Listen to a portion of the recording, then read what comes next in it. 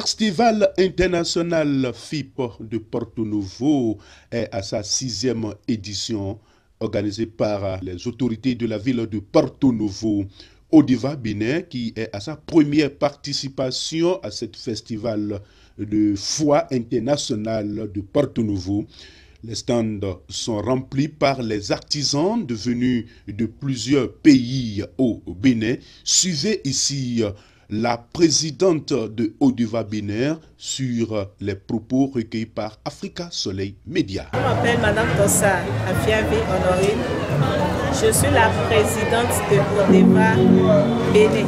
Odiva qui signifie Organisation pour le développement de l'artisanat africain, branche du Bénin. Ça, vous voyez ici. C'est pour participer au Festival international de Porto Novo. Parce que là, c'est notre première sortie. C'est la première fois que Odiva vient participer à ce genre d'événement. Et nous sommes vraiment contents d'être là. Parce que déjà, ça montre à tout le public de Porto Novo qu'il y a une nouvelle organisation qui est née. Et qui est née pour tous les artisans du Bénin.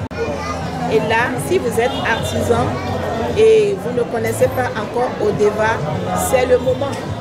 Parce que c'est une structure qui est née pour tout le monde, tous ceux qui font une activité, tous ceux qui sont des producteurs, des transformateurs, c'est pour vous. Donc je m'en vais expliquer un peu les objectifs de Odiva.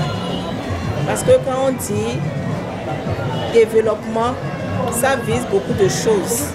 Vous voyez les conditions dans lesquelles les artisans travaillent dans notre pays, c'est des conditions très difficiles.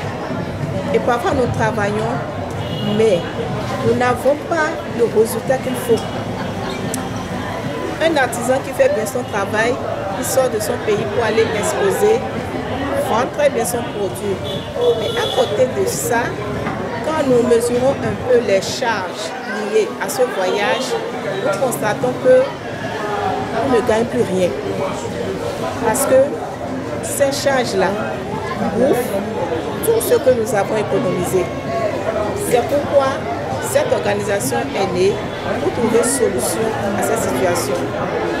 Et le premier objectif, qui est le principal même, c'est d'œuvrer pour le développement de tous les artisans au Bénin.